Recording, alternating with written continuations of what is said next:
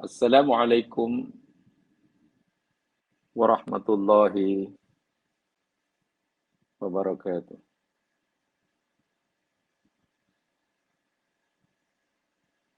Innal hamdalillah nahmaduhu wa nasta'inuhu wa natubu ilaihi wa nastaghfiruh.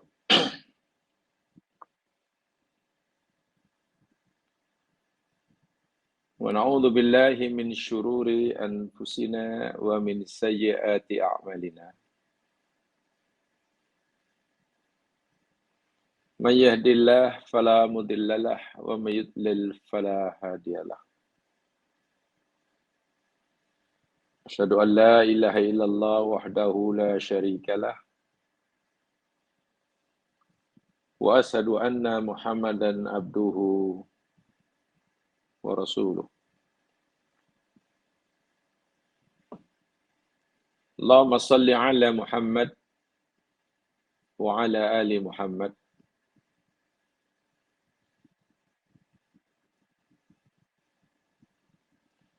Raditu billahi rabba wa bil islami dina. Wa bi Muhammadin nabiyya wa rasula. Rabbi shrah li sadri wa yassir li amri wahlul 'uqdatam min lisani yafqahu qawli.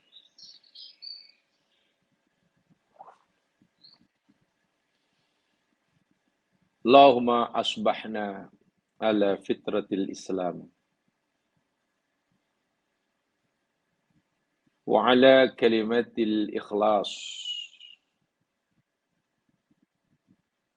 wa ala dini nabiyyina Muhammadin sallallahu alaihi wasallam wa ala millati abina Ibrahim hanifan muslima wa ma kana minal musyrikin.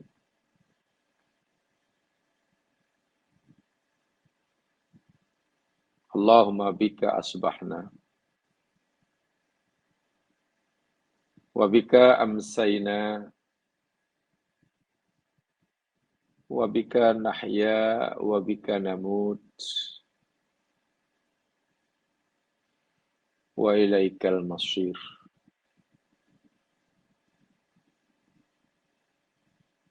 Ya Allah, ya Tuhan kami,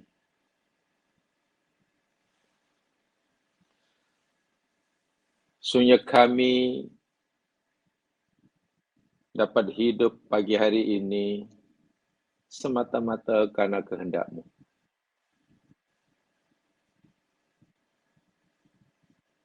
Dan jika umur kami masih berpanjangan hingga petang hari nanti, itu pun juga kerana kehendak-Mu. Sebab itu, ya Allah, kami berjanji akan membuktikan bahawa kami hidup dan kami mati. Dan nanti akan kembali kepadamu. Semata-mata karenamu. Amin. Ya Rabbal Alamin.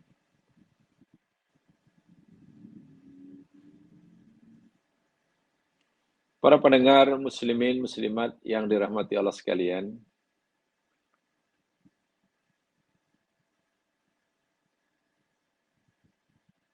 kita panjatkan kesyukuran kepada Allah SWT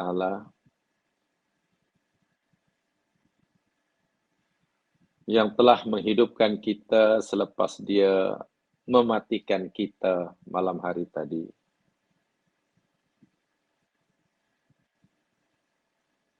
Dan suatu saat kita pasti akan kembali kepadanya.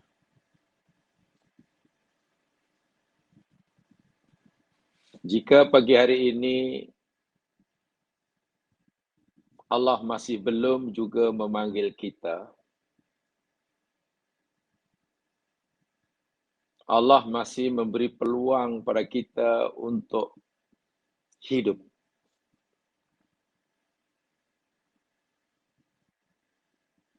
Yakinlah kita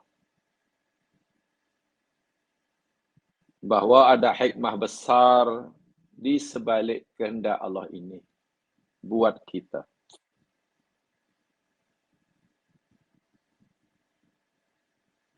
Yang pasti, masih banyak bekalan-bekalan yang perlu kita persiapkan untuk kita bawa kembali berpulang kepada Allah kelak yang hingga saat ini belum sempurna.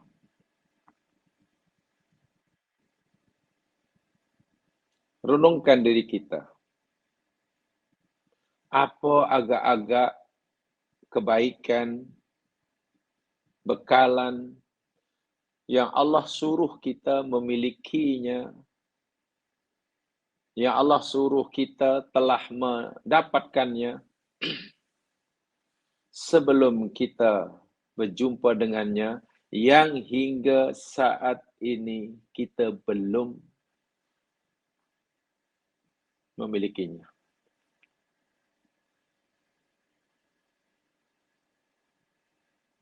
Kita renungkan apa agak-agak bebanan yang akan memberikan bebanan buat kita ketika kita kembali pada Allah kelak. Yang hingga hari ini kita belum tinggalkan, kita belum lepaskan, kita belum hilangkan. Karena alangkah sengsaranya hidup. Dan alangkah ruginya kita. Bahkan minta maaf, alangkah celakanya nasib kita kelak. Bila saat kita dipanggil oleh Allah, rupa-rupanya bekalan yang perlu kita bawa belum mencukupi. Walhal Allah telah banyak memberi peluang pada kita untuk mencarinya. Hanya kerana kita alpa, leka, dan cuai.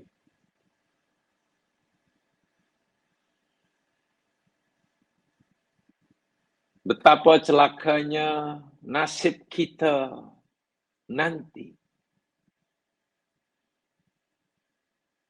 Bila sudah tiba saat kita dipanggil olehnya. Tapi ternyata masih terlalu banyak bebanan yang memberatkan diri kita.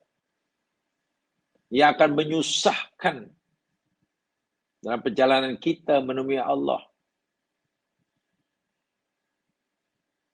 Yang belum kita tinggalkan, belum kita hilangkan. Sedangkan Allah telah memberikan kita ruang dan peluang yang mencukupi untuk kita tinggalkan bebanan-bebanan itu. Tentu yang dimaksudkan bebanan adalah dosa-dosa dan kesalahan, keburukan yang mesti kita hentikan, yang mesti kita tinggalkan. Bukan sekadar kita tidak boleh menambahkan dosa. Bahkan kita wajib mohon pengampunan bagi dosa-dosa yang dah terlanjur dilakukan.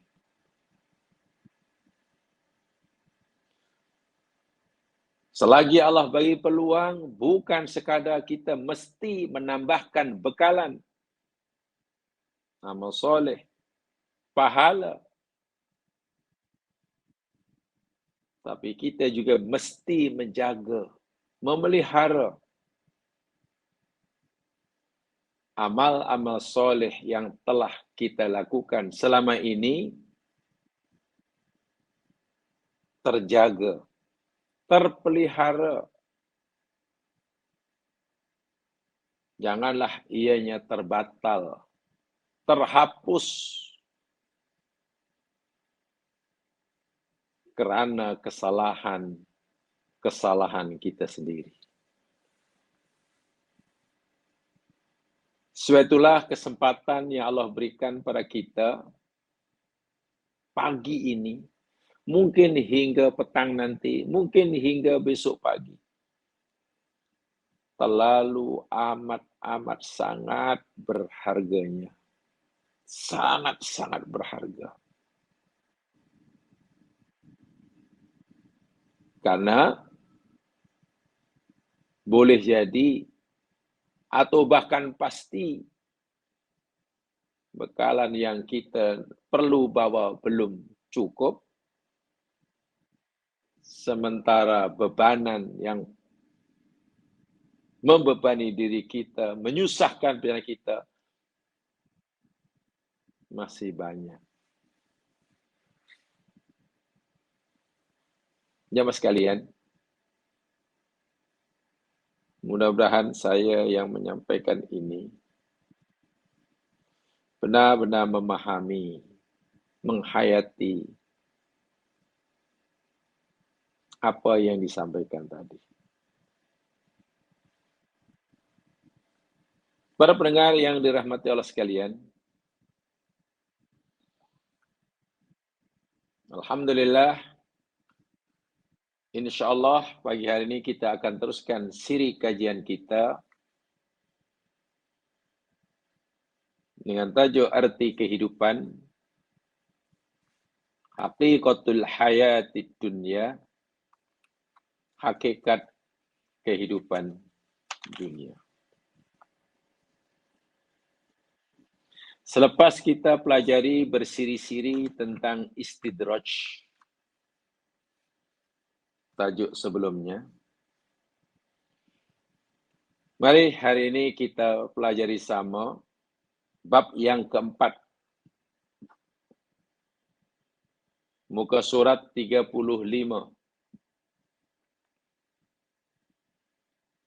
Bab yang keempat, muka surat 35.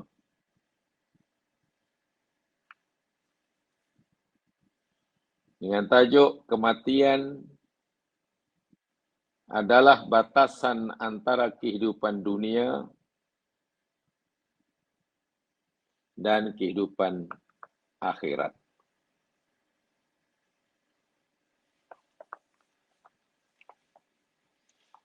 Mudah-mudahan sebelum kita bicarakan sama,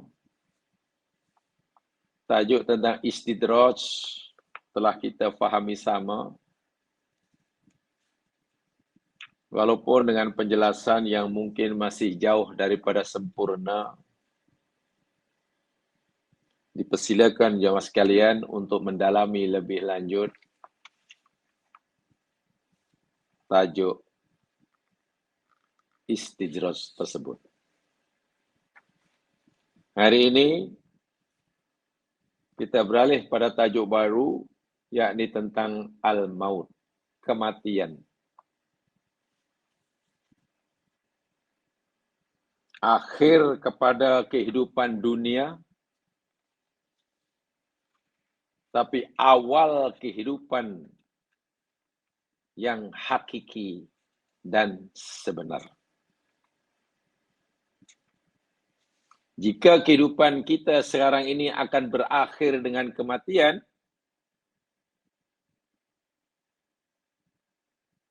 maka dengan kematian kita sebenarnya telah memulakan kehidupan yang kekal abadi. Jadi bolehlah kita berkesimpulan, kematian adalah pengakhiran kehidupan di dunia, tetapi ianya kematian adalah awal kehidupan akhirat yang abadi. Jadi kalau kehidupan sekarang akan berakhir dengan kematian, selepas kita mati, kita memulakan kehidupan yang tidak akan berakhir dengan kematian. Itu maksudnya. Saya ulangi. Jika kehidupan kita di dunia ini akan berakhir dengan kematian, dengan sebab kita mati, bermakna kita telah memulakan kehidupan yang tidak akan berakhir dengan kematian. Dan itulah kehidupan yang sebenar-benar hidup. Kerana tidak akan berakhir dengan kematian. Sebelum kita bicarakan ayat demi ayat dalam buku ini, yang semuanya di sini dicantumkan ada 9 ayat yang perlu nanti kita kaji sama. Mulai ayat pertama hingga ayat ke-9.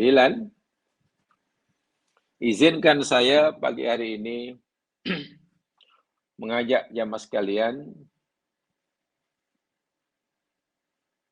untuk menyampaikan mukadimah penjelasan tentang kematian. Di dalam tajuknya ini dikatakan kematian adalah batasan antara kehidupan dunia dan akhirat. Kematian adalah pengakhiran pada kehidupan dunia. Al-mautu nihayatul hayatid dunya wa bad'u rihlatil akhirah. Begitu bahasa Arabnya. Kematian adalah penamat pengakhiran kehidupan dunia dan permulaan perjalanan panjang kehidupan akhirat.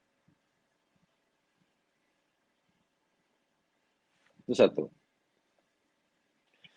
Yang kita nak bicarakan dalam mukadimah penjelasan tentang kematian ini, apa sebenarnya kematian itu? Merupakan apakah kematian itu bagi kita? Jika di akhirat itu hanya ada dua tempat, namanya surga dan neraka sebagai tempat terakhir. Ada 2 tempat saja. Jika di alam kubur itu hanya ada 2 keadaan, kalau bukan taman surga, Raudatul Jannah, ia adalah hufratun nar, jurang api neraka, 2 juga. Jika keadaan orang yang mati itu hanya ada 2, kalau bukan husnul khotimah, ya su'ul khotimah, itu kematian itu juga ada 2 macamnya. Kematian boleh jadi merupakan nikmat bagi seseorang, dan kematian boleh jadi ia adalah nikmah bagi seseorang. Saya ulangi, Hakikat kematian itu boleh jadi ia adalah sebagian dari nikmat Allah yang perlu disyukuri.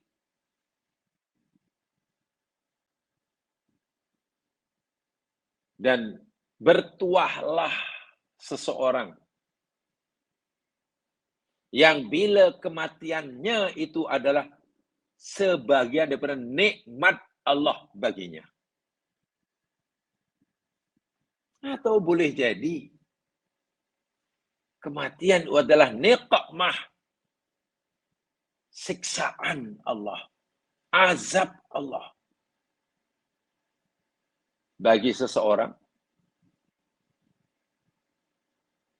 dan rugi dan celakalah seseorang apabila kematiannya adalah sebagian daripada azab Allah Subhanahu wa ta'ala.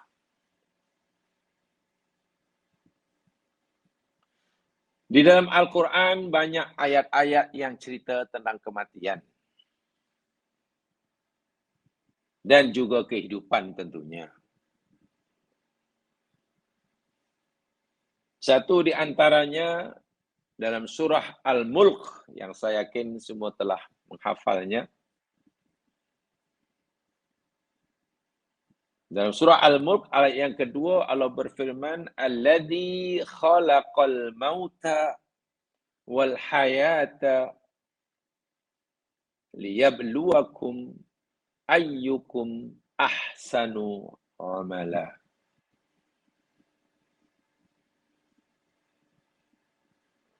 Dialah Allah zat yang telah menciptakan kematian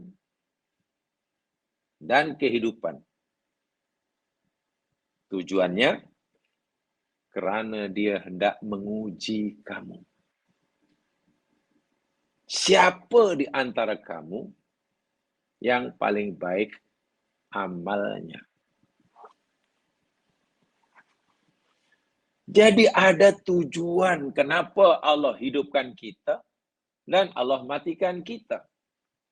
Kedua-duanya, sama ada kehidupan atau kematian, itu adalah ujian. Bala.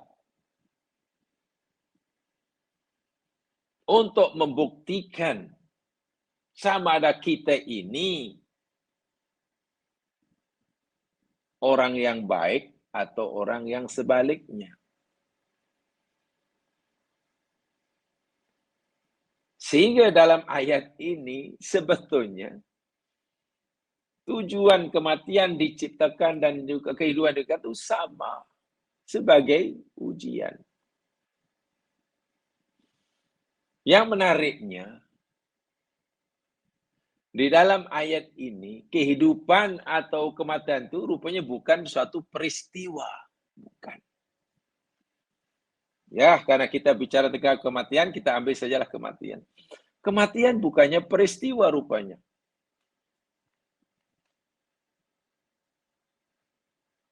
Yang dimasuk kematian rupanya bukan peristiwanya. Allah kata kematian itu makhluk, ciptaan Allah.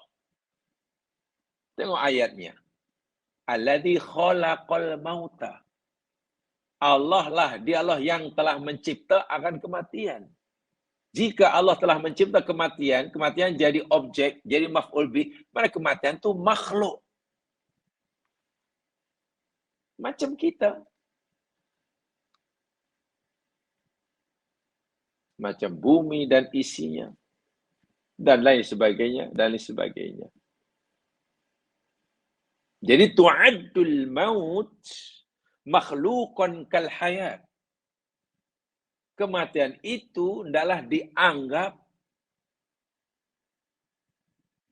sebagai makhluk sebagaimana kehidupan pun makhluk Allah. Ta'tabiruhu nikmatun ilahiyah.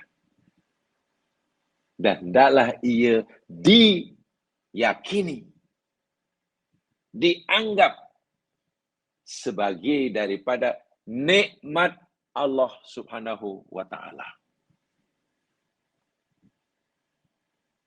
Kan ciptaan Allah itu semua nikmat bagi kita. bumi, langit, dan isinya dalam ayat yang lain, Allah ciptakan untuk kita, nikmat bagi kita. Sepatutnya karena itu tujuan asalnya. Jika bumi dan langit, rezeki, kesehatan, dan sebagainya, tiba-tiba diazab bagi kita, ya itu kita yang mengubahnya. Allah kata, aku bagi umur, ini nikmatku.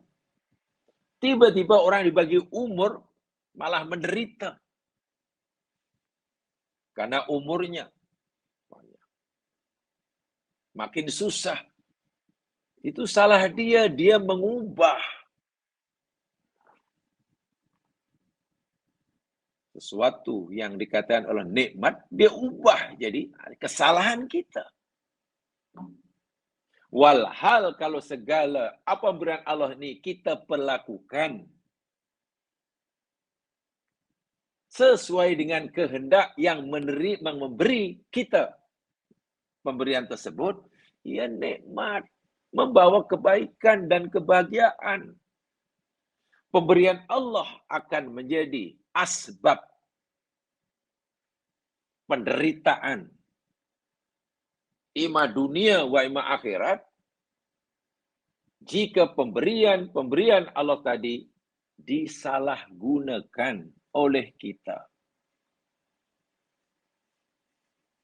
Sehingga bahasa mudahnya, jika kematian itu sebenarnya Allah ciptakan sebagai sebagian daripada nikmatnya, sebagai nikmatnya,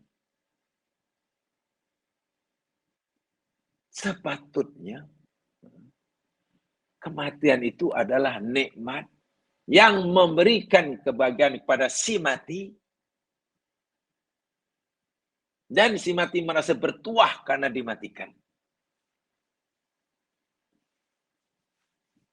Tapi jika ada orang mati malah menderita, malah tersiksa semasa matinya, tersiksa selepas matinya, nah itu mana sudah menyalahgunakan.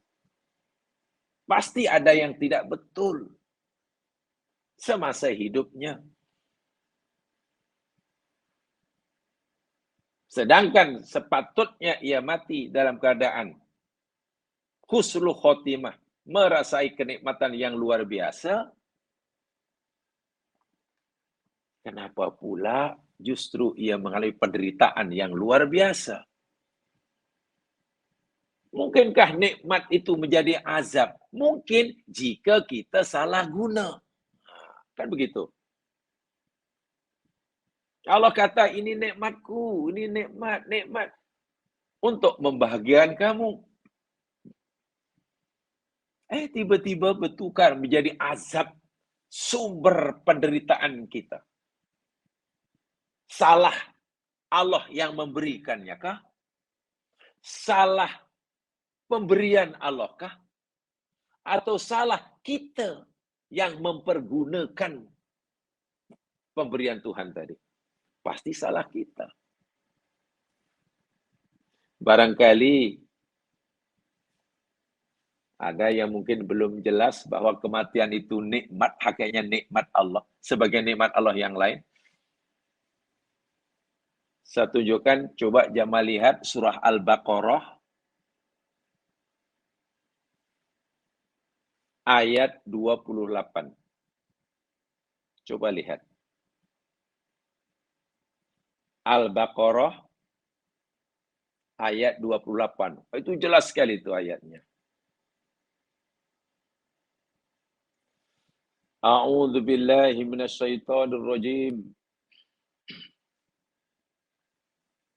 Bismillahirrahmanirrahim. Kaifa takfuruna billah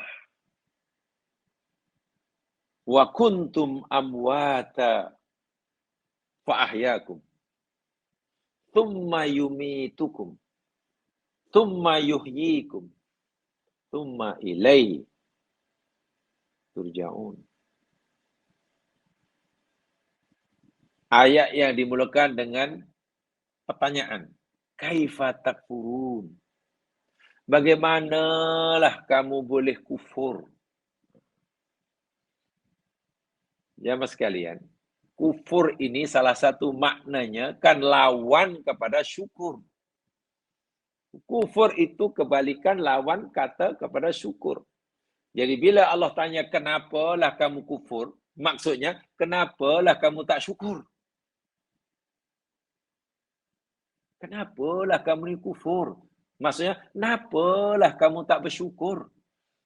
Dan bila Allah tanya kenapa kamu tak syukur atau kerana kamu kufur, maknanya, objeknya mesti nikmat.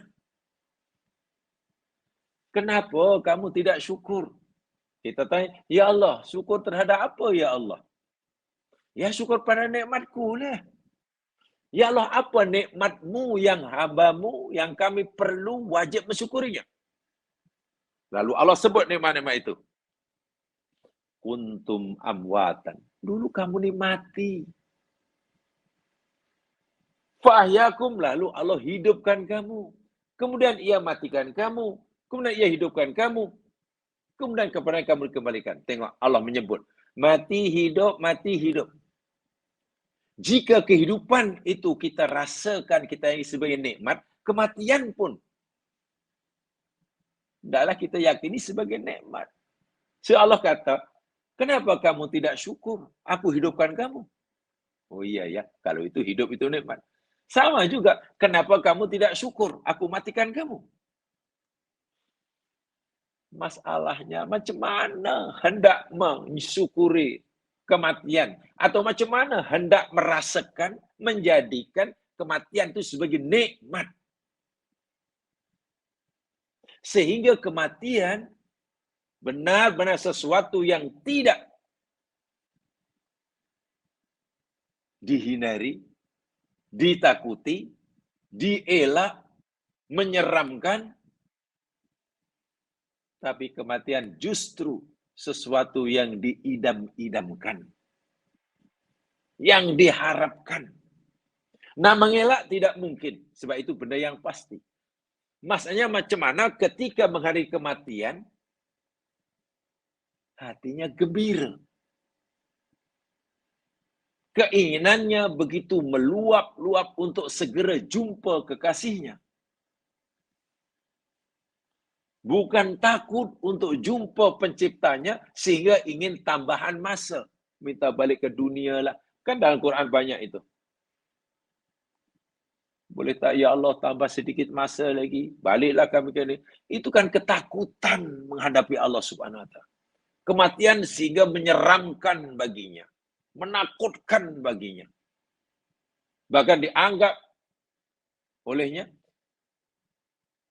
sebagai asbab penderitaan yang kekal abadi selepasnya. Tentu kita tidak mau seperti itu.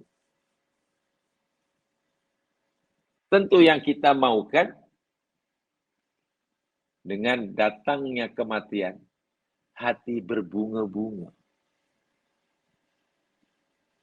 Kerana kerinduannya selama ini pada Allah yang dicintainya akan terobati. Masa di dunia hanya dibenar izin oleh Allah menyebut namanya. Mematuhi perintahnya. Mengingat-ingati nikmatnya. Kan dulu begitu. Mencintainya. Hingga merinduinya. Peringkat yang tinggi. Hanya diizinkan mencintai bersungguh-sungguh dan merinduinya. Dan tidak ada obat yang boleh merawat sakit mencintai dan sakit merindui yang dicintai kecuali berjumpa dengannya. Orang yang cinta pada Allah pasti, kalau cincanya jujur, pasti ia merindu. Kerinduan yang jujur pasti ingin berjumpa dengan yang dirindu. Jadi bila cinta Allah dan beli Allah, pasti ingin segera jumpa Allah. Dan tidak ada cara untuk jumpa Allah kecuali dengan mati. Mati kan awal kehidupan akhirat. Sehingga nanti sampai perjalanan yang panjang di hujung perjalanan akhirat, surga, dan Allah sendiri berjanji, nanti kamu akan melihat aku.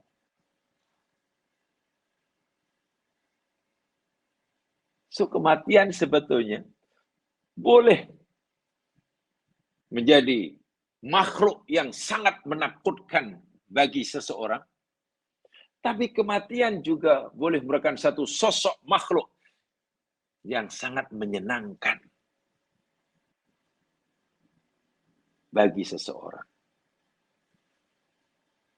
Masalahnya jamaah sekalian,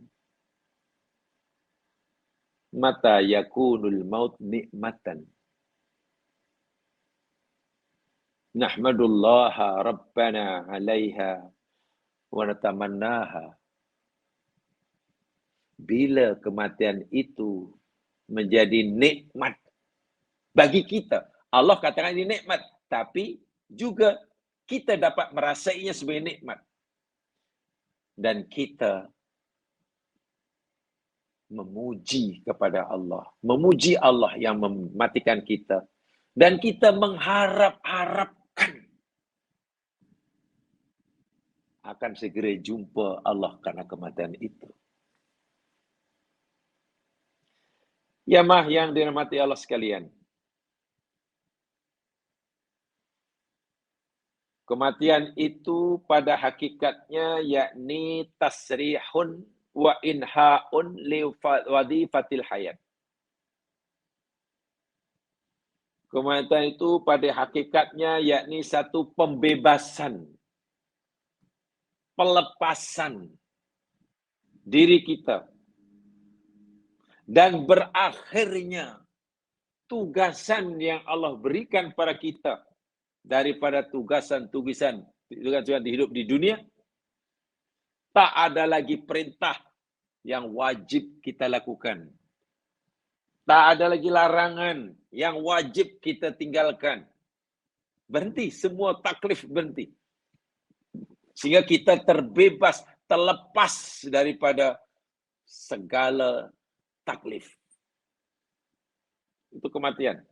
Wa huwa tabdilu makanin wa tahwili wujud. Dan kematian itu yakni tabdilul makan. Kita mengalami perubahan dan pergantian tempat hidup. Wa tahwili wujud, dan juga perubahan dan pergantian kewujudan. Jika selama ini kita hidup di tempat yang bernama dunia, di sini nih, yang kata cerdik pandai yakni kita ni hidup di alam yang berdimensi 3. Dengan kematian membolehkan kita hidup berpindah alam. Bukan hidup, tetap hidup. Tapi di alam yang berdimensi lebih tinggi. Ada yang kata dimensi 5, alam barzah itu. Kewujudan kita pun berubah. Kalau di dunia ini, diri kita yang disebut alam syahadah, yakni jasad kita ni alam yang nyata, yang nampak. Jiwa dan roh kita alam gaib di dunia. Masuk alam barzah, kata Imam Ibn Taymiyah, di alam barzah, alam syahadah yakni jiwa dan roh kita, sementara alam jasadnya alam gaib. Jadi terbalik. Bila masuk alam barzah, jasad-jasad itu sudah berada di alam gaib bagi mereka. Alam zahirnya, jiwa dan rohnya. Di dunia, alam zahirnya jasad kita. Yang tak nampak, jiwa dan kita. Jadi hanya berubah. Kan alam barzah itu juga kehidupan. Ada yang memiliki kehidupan yang sejahtera bahagia. Contohnya orang mati syahid. Bahkan orang mati syahid, Allah kata, jangan kamu kata orang mati dan orang itu mati. Tak, mereka hidup. hidup bahagia. Sementara orang yang su'ul khotimah, hidup tapi dalam kesiksaan. Wa huwa da'watun ilal hayatil baqiyatil khalidah. Wa muqaddamatul laha. Kematian adalah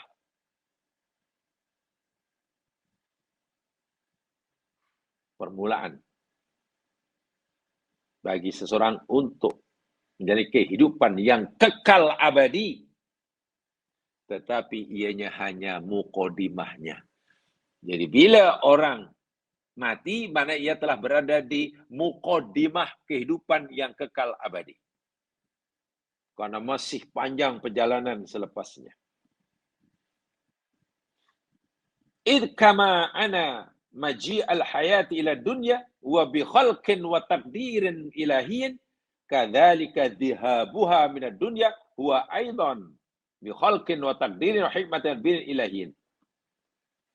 Sebagaimana kedatangan kita di dunia ini, kehidupan kita di dunia ini berdasarkan ciptaan Allah, berdasarkan surah Al-Mulk tadi, ciptaan. Hidup ini makhluk Allah. Berdasarkan ciptaan yang dikehendaki Allah dan takdirin ilahi, ketetapan Allah Subhanahu wa taala. Demikian juga bila kita nanti mati, pindah ke alam lebih tinggi, itu pun ciptaan yang dikehendaki Allah berdasarkan ketetapannya.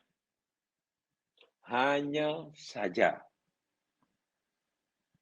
Bezanya apa? Kalau kehidupan itu ciptaan Allah, kematian pun ciptaan Allah. Kalau kehidupan itu pun ketetapan yang Allah tetapkan, kematian pun demikian juga. Lalu apa bezanya? Tadi saya jelaskan, bezanya kehidupan di sini akan berakhir dengan kematian. Tapi kematian justru awal kehidupan yang kekal abadi. Hanya saja kehidupan kita di sini, kehidupan kita selepas mati tak sama. Li'anna maut absatul ahya. Karena kematian itu adalah kehidupan yang jauh lebih lapang. Jauh lebih luas. Jauh lebih sempurna. Itu yang penting.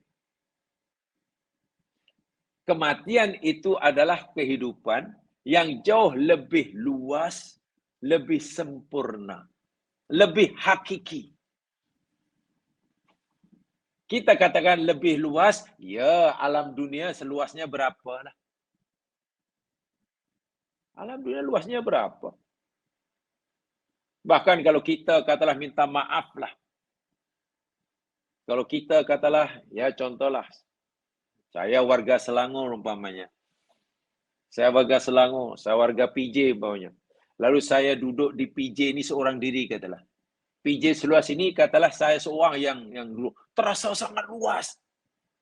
Ya. Pasal wah baru satu PJ. Wah keluasan PJ seberapa? Bila orang mati, ia akan berada di alam yang jauh lebih luas daripada alam dunia. Pergerakannya lebih pantas, jelas sekali. Lebih pantas. Lebih sempurna. Sempurna dalam arti kata, jika di dunia kita merasakan kesenangan. Senang, bahagia. Bila kita sehat, makan sedap, macam-macam ada, nak buat apa, senang, happy. Tetapi kesempurnaan dunia tak sempurna. Esok lusa akan bertukar. Menjadi susah. Tapi bila orang dapat kesenangan, kebahagiaan di alam barzakh selepas kematian, kesenangannya sempurna. Senang, tak bertukar jadi susah. Kualiti kesenangannya lebih tinggi. Di dunia susah, ya susah. Dahlah sakit, banyak masalah, menderita, gempa bumi, susah. Sakit. Tapi kesusahan dunia terhad, relatif. Esok lusa, bertukar jadi senang. Lagi pula bila susah dunia berpanjangan, lama-lama tak susah. Kan begitu kan? Di dunia, orang susah. Ya, minggu pertama terasa berat. Bulan pertama merasa berat. Tahun pertama, setahun masih susah, masih berat. Tapi kalau sudah 10 tahun hidupnya macam tu, jadi selesa pula. Kurang rasa susah. Bukan kesusahan itu hilang, tapi diri sudah mulai dapat menerima. Sehingga kesusahan tidak lagi terasa susah. Apalagi kalau sudah selama 30 tahun macam tu. Senang tak rasa. Ya, kali pertama, minggu pertama terpaksa duduk di rumah setinggan, menangis tak boleh tidur. Maklum minggu pertama. Sebulan sudah mulai dapat menyelesaikan diri. 1 tahun sudah mulai mendapat keselesaan. Bila sudah 30 tahun di situ. Walaupun keadaannya sama dengan 30 tahun lepas, selesa. Bahkan mengamuk bila diarah untuk berpindah. Tapi kalau orang menderita susah di alam barzah selepas mati, seseorang tidak akan merasa imun. Oh, minggu-minggu pertama masuk alam barzah, hidup selepas mati, susah karena disiksa, berat. Siksa. Selepas 1 tahun kena siksa, ya terasa siksa ringan. Mana ada? Selepas 1 juta tahun di alam barzah disiksa, dah kebal dah. Tak ada. Itu makna kematian tu absatu minal ahya. Absatul ahya. Kehidupan yang lebih luas, lebih sempurna, lebih hakiki, lebih... Ini hakikat yang perlu. Yang kita nak jadikan tajuk akhiran berakhirnya dunia, nihayatul hayati dunia, tapi bidayatul hayatil akhirah inilah. Masalahnya, saya ulangi sekali. Mata yakunul mautu nikmatan wa mata yakunul mautu nikmatan ala sahibihi. Bila kematian itu menjadi nikmat dan bila kematian itu menjadi niqmah, azab bagi seseorang. Kerana boleh jadi kematian itu nikmat bagi A, tapi bukan nikmat bahkan azab bagi B. Ini yang perlu, yang bagi saya sangat penting untuk kita mengusahakan, berusaha bersungguh-sungguh agar kematian itu betul-betul menjadi nikmat, karena kematian itu Allah jadikan nikmat sepatutnya. Jika ia berubah jadi azab bagi orang itu, maknanya dia sudah salah pilih. Salah pilih. Makanan nikmat. Itu rezeki Allah nikmat. Tapi bila orang makan tiba-tiba malah jadi azab, punca penyakit, jadi kan salah dia, bukan salah makanannya. Allah kata kulu wasrobu wala tusrifu. Makanlah, minumlah, Allah kata. Ini nikmatku, syukurilah. Tapi jangan berlebihan. Nah, karena kita menyalahgunakannya, akhirnya dia tidak lagi jadi nikmat. Nikmat bertukar jadi nikmat. Salah kita, bukan salah Allah yang memberikannya, bukan salah pemberian Allah. Salah tindakan kita. Kematian itu nikmat. Jika orang mati tersiksa, menderita, bukan salah Allah yang mematikannya, bukan salah matinya, salah orang itu. Paham ya maksudnya? Tentu tidak seorang pun daripada kita kematian menjadi niqmah. Jamaah sekalian, izinkan saya menyampaikan hadis sahih riwayat Imam Al-Bukhari.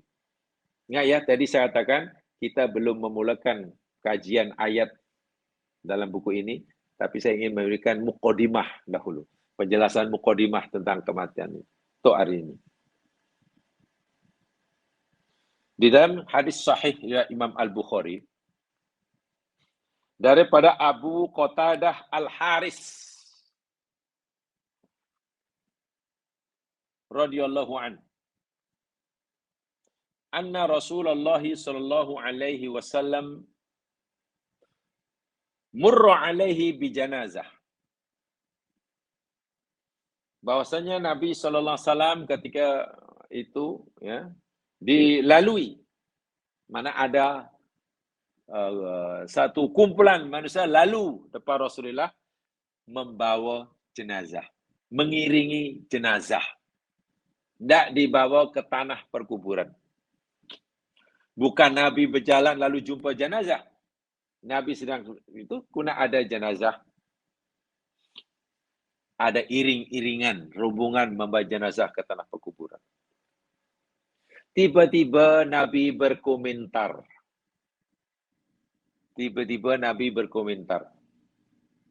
Qala, Nabi bersabda, mustarihun wa mustarahun minhu. Mustarihun wa mustarahun minhu. Sahabat pun bingung, rasa pelik. Kenapa Nabi kata mustarih? Mustarih itu maknanya ketika Nabi melihat jenazah tadi, oh, ada orang yang sedang mendapatkan rehat. Ada orang yang sekejap lagi rehat sedaknya. Tenteram, bahagia, hidupnya tenang. Hidupnya tenang. Dan ada pula orang lain ya, yang akan mendapatkan rehat dan ketenangan, kebahagiaan dari sebab ketiadaannya. Bahasa Arabnya mustarih dan mustarah minhu. Sahabat bertanya, ya Rasulullah, apa itu mustarih? Siapa orang yang akan mendapatkan ketenangan, kesenangan, kerehatan yang benar-benar rehat dan bahagia? Siapa orang yang kau maksudkan, ya Rasul? Dan siapa pula orang yang kau maksudkan, orang yang akan mendapatkan yang akan direhatkan, yang akan direhatkan, ditenangkan jiwanya, dibahagiakan hidupnya kerana ketiadaannya. Selama ini tak tenang. Selama ini tidak bahagia.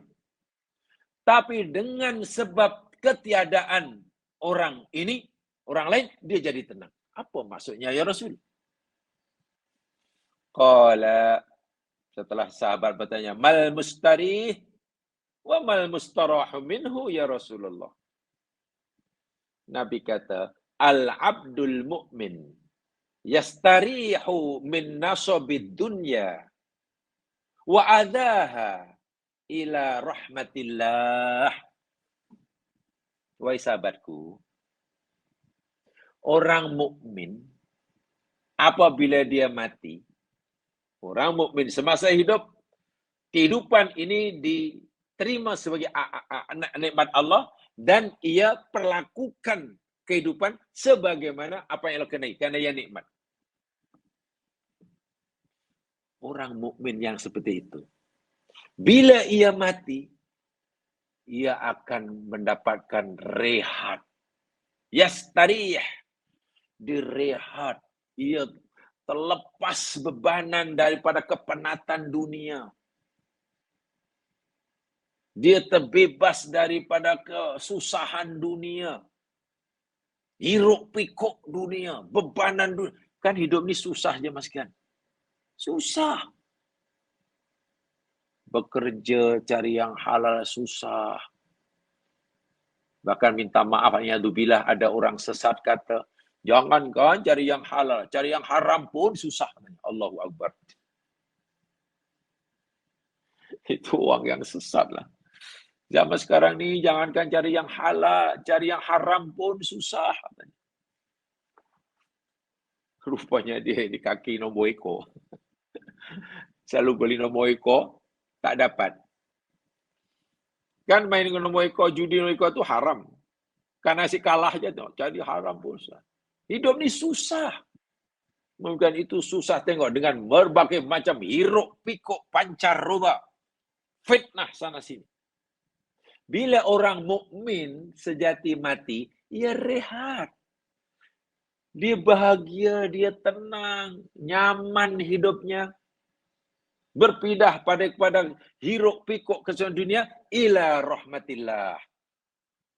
Kepada rahmat. Itulah orang mustarih. Kematian bagi orang seperti ini adalah nikmat. Kematian yang seperti ini adalah diharap-harapkan oleh dia. Kematian bagi orang yang seperti ini adalah sesuatu yang sangat membahagiakan. Tidak menakutkan.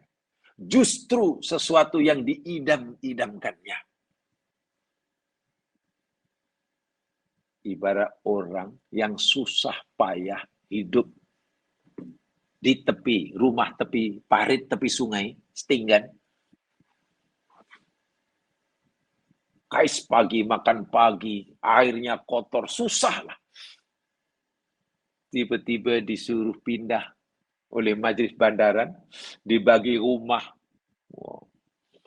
Bukan rumah flat, bukan rumah apartemen biasa. Kondominium mewah. Disuruh pindah. Kondominium dengan segala kemudahan telah disediakan percuma. Masuk dengan lenggang kangkung aja. Semuanya sudah ada. Besok nak keluar rumah jalan, kereta sudah diberikan.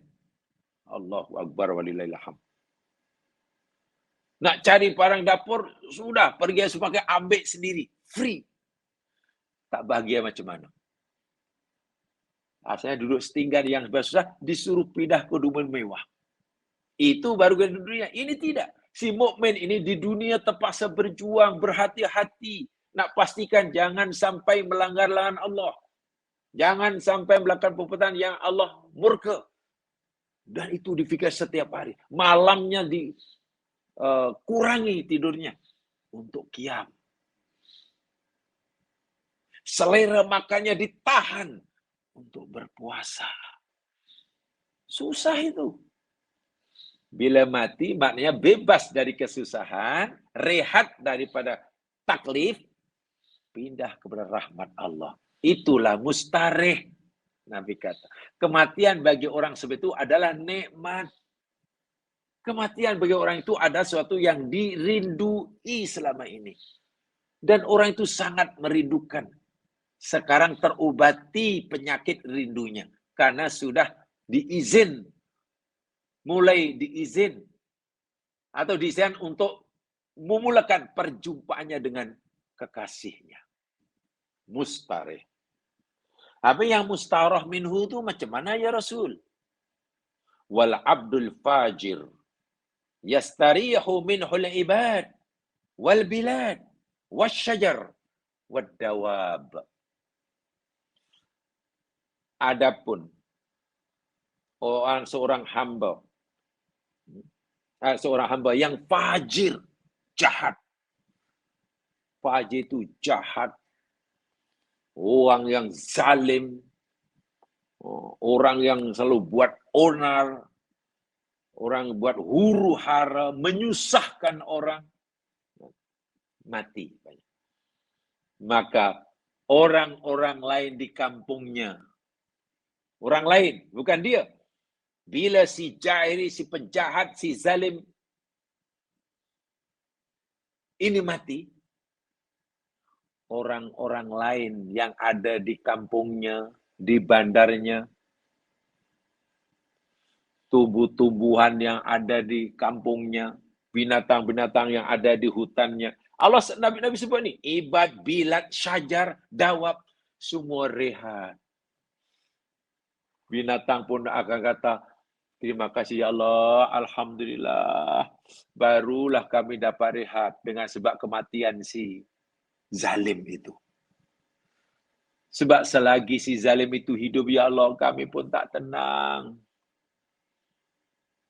Binatang pun kata begitu. Mungkin kucing pun kata terima kasih ya Allah dengan sebab karena Engkau telah mematikan si zalim itu. Selama si zalim itu hidup, kami bangsa kucing pun menderita. Dia suka menzalimi kami. suka tendang kami. Pernah kami dikurung tak diberi makan, kata kucing. Pokok pun menderita. Semua makhluk menderita. Karena buat sesuka hati. Jadi yang rehat, yang hidup. Nah, kematian bagi orang yang seperti ini, memberi kerehatan kepada orang lain, tapi dia yang mengalami menderita, sengsara, celaka yang amat sangat. Tentu bentuk kematian ini amat ditakuti oleh hamba tadi. Takutnya luar biasa. Sakitnya luar biasa. Sehingga kematian menjadi azab yang tiada tolok bandingannya. Mati itu sendiri sama aja. Matinya tadi sama. Nyawa, jiwa dan nyawa berpisah. Mati dia. Si jahat tadi buat matinya macam itu juga prosesnya. Nyawanya, jiwanya pisah daripadanya, mati dia. Kematian kan seperti itu. Mungkin puncanya pun sama. Puncanya. Oh, si E tadi matinya, si Muhammad tadi matinya karena heart attack. Si B pun mungkin. Bahkan mungkin hari, waktu, hari kematiannya sama.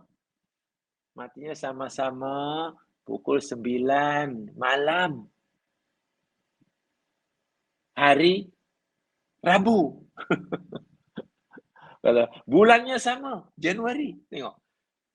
Masa kematian sama, tarikh kematian sama, cara kematian sama.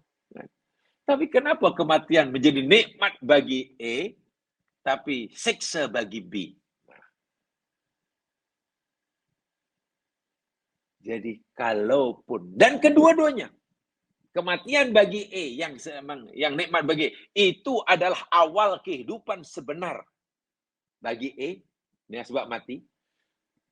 Kematian bagi B yang merupakan sengsara azab yang luar biasa, itu pun adalah awal kehidupan yang sebenar baginya. Untuk itu sama.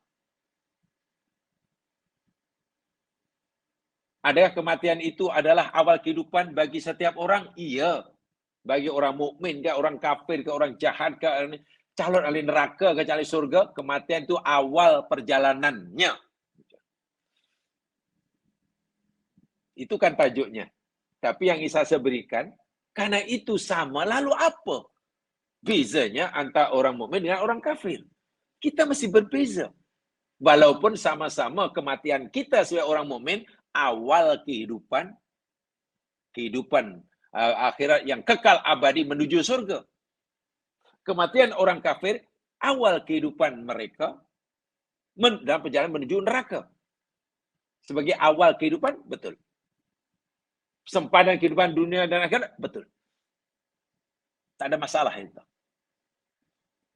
Yang mustahak bagi kita, macam mana nak pastikan kematian kita itu adalah mustarih.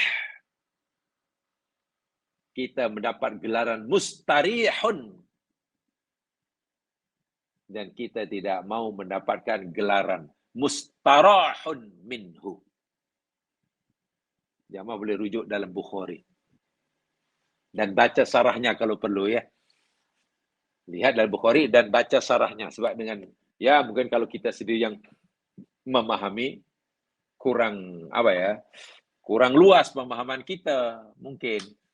Jadi tengok sarahan dia. Mungkin lebih. Dan kalau perlu banyak, kalau ada masa lain kesungguhan, banyak sarah satu hadis itu, jangan hanya satu sarahan. Ya, contoh kalau Imam Bukhari, bacalah sarah banyak Fathul Bari banyak. Baca Fathul Bari dibaca sarahnya. Tapi juga dibaca juga sarah dari Ibnu Battal. Nanti kita akan menjawabkan wawasan yang Masya Allah. Atau mungkin ada pesarah-pesarah yang lain banyak. Begitu ya. Sebab itulah orang-orang dahulu, sahabat-sahabat Nabi, yang paham betul bahwa kematian itu nikmat dan nak pastikan mati itu adalah nikmat bukan azab dan mereka berjaya. Allahu Akbar. Walaupun saya ulangi lagi sekali, kematian Abu Bakar bermakna Abu Bakar meninggalkan dunia, memisahkan Abu Bakar daripada dunia dan akhirat. Maknanya Abu Bakar memulakan perjalanannya, perjalanan panjangnya ke akhirat, menuju surga. Kematian Abu Jahal, kematiannya sebagai sempadan kehidupan dunia dan kehidupan akhirat. Dengan sebab kematian, Abu Jahal pun memulakan perjalanan hidup yang panjang, macam Abu Bakar. Hanya bezanya, Abu Bakar menuju surga, Abu Jahal ke neraka. Masalahnya macam mana nak pastikan kematian itu sebagai awal perjalanan kita ke surga. Kan itu kan tadi masalahnya. Para sahabat telah berjaya menjadikan kematian itu sebagai nikmat. Kalau istilah Bukhari tadi, dalam Bukhari tadi, sahabat-sahabat ini ketika mati mendapat gelaran mustarih. Orang yang dapat kerehatan karena terlepas daripada bebanan dunia, kebahagiaan yang hakiki. Saya ingin sampaikan ya, bagaimana para sahabat ridwanullahi alaihim ketika dekat dengan ajalnya masih sempat punya pemikiran yang luar biasa.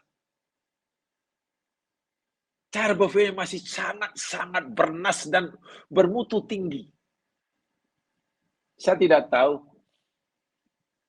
kalau orang nak mati itu apa biasanya dicakapkan pada yang hidup, saya tidak tahu. Mungkin masing-masing lah bergantung kepada pengetahuannya ya, kepada hakikat kematian. Mungkin ya yang kurang paham kematian, oh nanti kalau mati nanti tolong Nina, jangan, tolong kamu jangan. Macam-macam lah yang dipesankan kan. Sesuai dengan apa yang diutamakan dalam pikirannya. Sahabat ini orang yang sangat paham agama. Sangat paham arti kehidupan dan juga arti kematian. Sebab itu pesanannya sebelum mati, mungkin kita tak terfikir. Saya ada satu contoh. Abu Bakar As-Siddiq. Itu kan sahabat yang luar biasa ya. Ya, sahabat yang paling akrab, paling dekat dengan Rasul lah. Mulai pada di Makkah hingga Madinah. Bahkan Nabi berikan kepercayaan untuk menjadi khalifah yang pertama. Bayangkan. Dapat didikan langsung daripada Rasul. Bermula pada memeluk agama Islam. Luar biasa. Tidak perlu dijelaskan. Tidak perlu mereka baca sendiri. Perjalanan hidup Abu Bakar Siddiq. Ketika ia baginda hendak meninggal, hendak wafat, dipanggil putrinya. Aisyah radhiyallahu anha, Ummul Mukminin, istri Rasulullah. Mertuanya sudah meninggal lebih dahulu. Rasul telah meninggal lebih kurang 2 tahun sebelumnya dah meninggal. Orang Abu Bakar nak meninggal, panggillah putrinya. Aisyah Ummul Mukminin. Apa kata Abu Bakar kepada Aisyah? Ini nak mati ini. Pesanannya. Ya Aisyah, unzuri saubai hadain. Hai Aisyah dan kamu sekalian yang ada semua itulah. Tolong ya, perhatikan betul-betul 2 helai bajuku ini. Tolong ambil berat, perhati betul-betul pada 2 helai bajuku ini. Tunjuk 2 baju, 2 helai baju. Fagsiluhuma. Kamu basuh ya kedua-duanya. Kamu basuh elok-elok, kamu bersihkan, kamu sucikan kedua helai baju ini.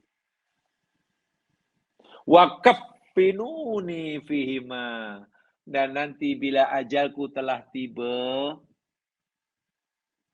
kapankan diriku dengan 2 helai bajuku ini.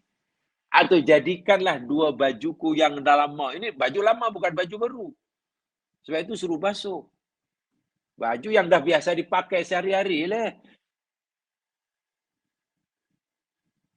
tolong jadikan kedua bajuku ini sebagai kain kapanku ya.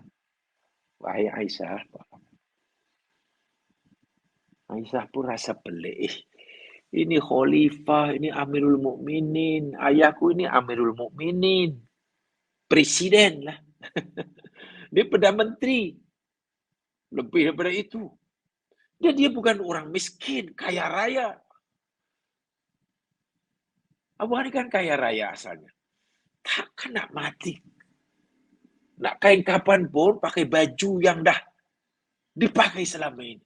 Kan banyak kain kapan yang baru, lagi pula berapa sangat harganya. Coba kalau kita fikir, berapa sangatlah harga kain kapan. Terlalu kecil, terlalu murah. Apalagi bagi seorang Amirul Mukminin. Kalaulah Amirul Mukminin kata tidak mampu beli kain kapan, saya yakin rakyatnya, orang-orang Islam yang zaman dengan yang kaya raya, Abdurrahman boleh bagi, kalau boleh bagilah 100 helai kalau boleh. Mungkin 100 helai ke 1000 helai pun boleh. Tapi Abu fikirnya lain. Ini bukan pasal mampu tak mampu. Bukan. Ini bukan pasal mampu tak mampu. Kalau orang mampu, kalau kira mampu, mampu. Kain kapan yang cantik, yang baru. Takkan terpaksa memakai kain kapan baju yang dah biasa dipakai selama ini. Apa alasan Abu Bakar? Ya Allah, ya Tuhanku. Alasan Abu Bakar suruh putrinya dimengkapankan dengan baju yang pernah dipakai. Fa innal hayya aula bil jadidi minal mayyit. Kerana wahai Aisyah, orang yang masih hidup tu lebih patut, lebih layak, lebih sesuai untuk memakai baju yang baru daripada orang mati. Aku ni nak mati. Pakaianku, kain kapanku, maknanya, ya janganlah yang baru. Yang baru berikan yang hidup, ia lebih layak. Orang yang mati tak pakailah, tak payah pakai baju baru-baru. Tanam beberapa hari juga repot. Pernah kita terfikir sejauh itu orang sehebat orang Abu Bakar? Mungkin bagi kita benda yang remeh. Mungkin bagi kita benda yang, alah macam itu aja, bukan benda hebat. Ya, kalau kita melihat zahirnya, mati, dikaitkan kapan-kapan, mungkin benda kecil. Bahkan ramai orang yang lain mungkin kain kapannya lebih sederhana lagi. Dia betul-betul tidak mengutamakan penampilan ketika jumpa Allah. Yang penting sudah memenuhi syarat, kapan sudah. Karena dikapankan dengan istilahnya 7 helai ke 100 helai ke. Bahkan dikapankan dengan kain bersulam emas sekalipun, katakanlah. Dengan dikalungkan pingat kebesaran sekalipun umpamanya. Diarak dengan kereta kebal sekalipun umpamanya. Seluruh rakyatnya kata Allah itu diperintahkan untuk berikan takwa sekalipun. Tidak memberi apa-apa manfaat bagi Abu Bakar ketika jumpa Tuhan. Ia Abu Bakar benar-benar ingin jumpa pada Allah sebagai hambanya yang dhaif, yang lemah, yang fakir, yang berhajat kepada pengampunannya. Hartanya memang sudah habis diinfakkan di jalan semasa dia Allah semasa hidup. Semasa mati dia sudah lepas dari semuanya. Apa yang Allah berikan padanya diserahkan balik sebelum matinya. Abu Bakar ingin jumpa Allah sebagai hambanya, bukan sebagai khalifah.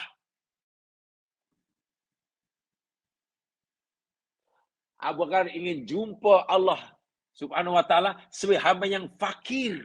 Karena Allah kata fakir bukan sebagai jutawan. Abu Bakar jumpa kepada dengan Allah Subhanahu wa taala sebagai hambanya yang tak punya ilmu sedikit pun kecuali apa yang Allah berikan. Yang sedikit pun Allah berikan. Yang dia tidak punya apa-apa. La ilma lana illa ma 'allamtana. Seperti mana ucapan malaikat. Dia tidak ingin jumpa Allah dengan menyandang beberapa gelaran-gelaran kesarjanaan. Profesor, lalu jumpa, ya Allah, ingat, ini hamba-Mu. Nak jumpa padamu, ya Allah. Ini bukan sebarang hamba-Mu. Hamba-Mu adalah seorang profesor, doktor, engineer, kiai, haji, apalagi umpamanya. Lalu berkata begitu nanti dia malaikat muka nakir. Apa kita fikir malaikat muka nakir terkejut dan takut? Wih, segan aku, segan. Rupanya ini ilmuwan ini. Ini orang dihormati ini. Apa kita fikir malaikat takut? Apa itu? Abu Bakar benar-benar berpikiran yang sangat tajam. Nampaknya kecil tapi tidak mudah dilakukan kalau kecuali oleh orang yang benar-benar paham akan hakikat kematian itu nak jumpa Tuhan. Tapi kan berbeza dengan keadaan umat Islam orang yang lain. Orang mati kadang, ya orang mati tak punya permintaan lah. Dah mati tak punya permintaan, tapi mungkin masih hidup punya permintaan lah. Ya, nanti kalau mati udah besar, buat tanah kuburan di mana? Di atas bukit seorang diri. Nah, dibuat satu bangunan cantik, ditanya, itu apa tuh bangunan yang habiskan sekian ribu, sekian juta tuh? Itu ya nih, tanah pekuburan untuk saya, persiapan. Jadi buat tanah sendiri. Mungkin. Jadi nanti jumpa Allah, dia tidak ingin mempersembahkan dirinya sebagai hamba yang la haula wala quwata illa billah. Tapi ingin jumpa Allah mungkin tak menunjukkan saya orang. Mungkin. Apa memberi manfaat? Tidak. Yang mati tak punya permintaan apa-apa. Tapi kadang yang hidup pula.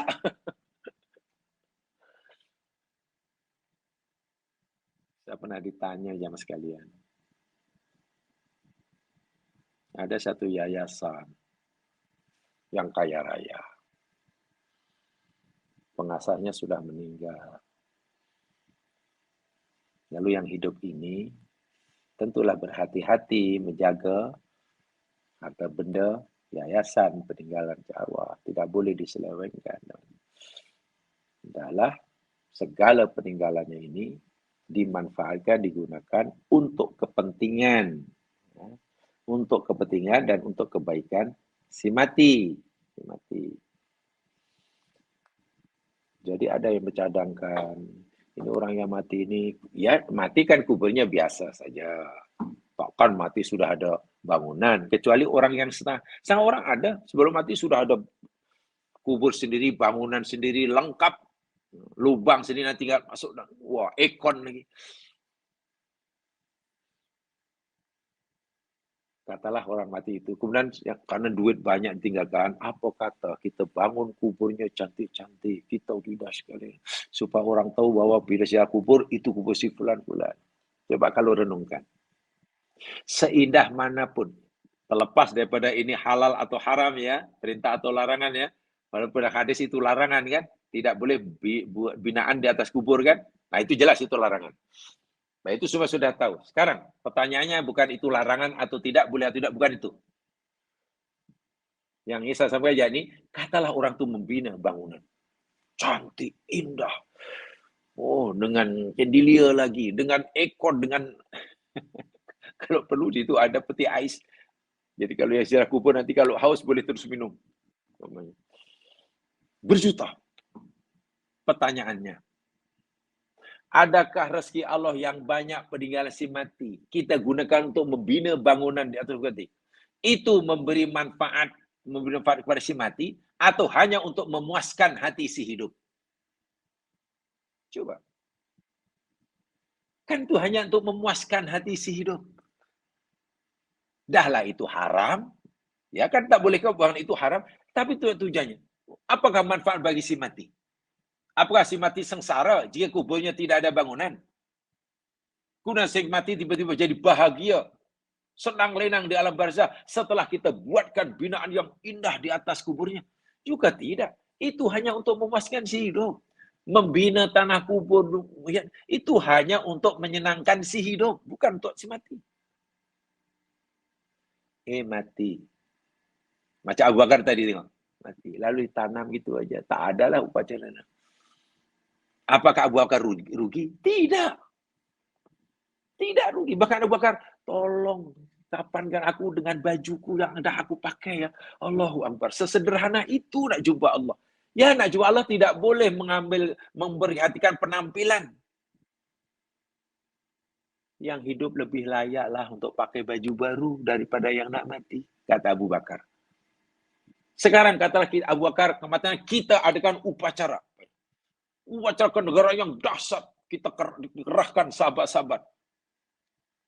Mujahidin berbaris bawa pedang sambil minta maaf kalau perlu sambil bakar mercon umpamanya. Bunga api. Apakah upacara yang meriah itu akan masih meninggal? Juga tidak. Lalu untuk apa itu? Untuk memuaskan kita yang hidup. Tapi kadang-kadang yang kita yang hidup ini salah paham. Kasihan dia ya mati macam orang-orang biasa mati. Tak ada apa-apanya. Itu kan makna kefahaman kita seakan-akan kalau kita buat yang ini, si mati akan beruntung. Tersenyum lebar. Tapi kalau kita uruskan sesuai dengan apa yang Allah perintahkan, si mati menangis. Sehingga pahaman kita, persepsi kita tentang kematian pun belum sebagaimana yang diajarkan oleh Al-Quran. Macam mana nak senang? Itu akhirnya orang ketakutan. Takut rasanya saya belum bersempat menikmati ini, lah tiba-tiba dah terlepas. Tak apalah. Sekurangnya saya bahagia dengan kematian orang. Karena kita boleh dapat kesenangan. Akhirnya puas. Alhamdulillah lega setelah saya bina. Kubur lega. Dia yang puas, bukan si mati. Kematian orang pun akan dijadikan alasan untuk bergembira. Coba. Sedih tak sedih? Kematian seorang dijadikan alasan untuk dia mendapatkan kepuasan. Puas rasanya saya sudah beli ini semua. Allahu Akbar walillahilhamd. Aisyah putrinya, istri Rasulullah, tidak membantah, saya bahkan kagum. Dia tak, ayah tak boleh, ayah begitu. Ayah orang besar. Ayah itu khalifah. Ayah juga bukan orang papa kedana. Kalau ayah tak mampu berikan kapan, tuh si Osman tuh kaya raya. Umar kaya raya. Abdurrahman bin Auf tuh dermawan. Boleh bagi lebih mewah ayah. Kenapa Aisyah tak cadangkan begitu? Aisyah faham. Mati itu apa? Dan ia mendapatkan nikmat. Yang peliknya, ia merasa bahagia. Merasa bahagia. Nak jumpa Allah dengan ciri-ciri kehambaan. Subhanallah. Sedangkan minta maaf boleh jadi. Orang nak jumpa Allah dengan menunjukkan kemaha rajanya. Fir'aun tu jumpa Allah tentulah dengan berbagai kebesaran tentu. Raja Mesir dahulu. Raja mungkin. Tapi apa yang nasibnya? Wa'iyadzubillah. Tengok ya. Sampai begitu sekali. Ini namanya kematian nikmat. Jamaah tentu tahu sahabat yang sangat dicintai oleh Nabi. Namanya Mu'az bin Jabal. Betul? Salah seorang sahabat yang Nabi sangat cintai namanya Mu'az bin Jabal. Duta besar. Duta Nabi pertama ke negeri Yaman. Mu'az bin Jabal. Sehingga belum sempat Mu'az balik ke Madinah, baginda sudah wafat. Sedih sekali Mu'az. Apa kata Mu'az ketika ia sedang terbaring di atas katilnya? Menghadapi kematian. Mu'az munadian rabbah. Dia menyeru Tuhannya. Apa seruannya? Saya bacakan. Ya Rabb, innani kuntu akhafuka. Wahai Tuhanku, sesungguhnya selama ini diriku sangat-sangat takut kepadamu. Selama hidup ini, ya Allah, aku sangat takut. Lebih seringlah dah hatiku ini rasa takut kepadamu. Nak buat perintahmu takut, selepas buat perintahmu takut, engkau tak terima. Takut. Meninggal laranganmu. Walaupun sebelum akan takut, jangan-jangan belum sempurna. Takut. Wa anal yauma arju. Tapi hari ini ya Allah, saat ini ya Allah, aku amat merindukanmu, mengharapkanmu. Itu kata Muaz. Selama ini aku takut ya Allah, dekat nak mati, sekarang aku benar-benar ingin sangat berharap segera jumpa kamu dan merinduimu. Allahumma innaka ta'lamu annani ma kuntu ahabbud dunya. Ya Allah, sesungguhnya engkau maha mengetahui bahwasanya aku ini tidaklah aku mencintai dunia kerana sungainya yang mengalir dengan air yang jernih dan tawar. Wala li gharasil ajar, dan bukan karena pokoknya yang tumbuh subur menghijau. Wa inna ma la dhama'ul hawajir. Tapi aku mencintai hidup di dunia kerana hausnya, penatnya, dan letihnya orang nak berhijrah kepadamu. Kelezatan penat diri ini mengabdi padamu. Itulah yang membuat aku ini mencintai kehidupan. Penatnya diri ini, susahnya mata ini nak membuka kerana hendak kiam menghadapmu ya Allah. Itu yang membuat aku suka kehidupan. Penatnya, sakitnya, pedihnya, perut yang lapar di siang hari, karena berpuasa menjadi perintahmu, itulah yang membuat aku ini cinta hidup, ingin hidup terus. Bukan sebab sungainya, hutan belantaranya. Wa makabdus sa'ati wa muzahatul ulama birrahmi indah hal kilimi. Dan karena aku ini sering duduk di tengah kerhiruk pikuk kesibukan para ulama di majelis ilmu. Itulah yang membuat aku ini sangat mencintai kehidupan. Bermakna kalaulah masa hidup ini katalah, aku tak merasakan kelezatan, kepenatan beribadah padamu. Kalau sama hidupku ini aku tidak melihat ada halakoh-halakoh ilmu, rasanya aku lebih baik tak payah hidup. Walaupun hidup di dunia, sungainya mengalir jernih, tumbuh-tumbuhnya tumbuh subur menghijau. Tsumma fadat ruhu bada'an qala. Selepas ia mengadu pada Allah itu, nyawa sudah makin sedikit keluar, matanya mengalirkan air mata. Sebelum itu saya sempat mengucapkan La ilaha illallah. Mengucap La ilallah, kemudian ia meninggal. Hadis riwayat Tirmizi. Apa komentar Nabi setelah Nabi diberitahu bahwa Muaz dalam riwayat yang lain maksudnya, sebelum Muaz meninggal, sebenarnya Nabi telah memberi komentar tentang Muaz. Sebab Nabi kan wafat lebih dahulu pada Muaz. Semasa Muaz masih hidup, Nabi masih hidup, Nabi ini pernah, ya sahabat yang sangat dicintai.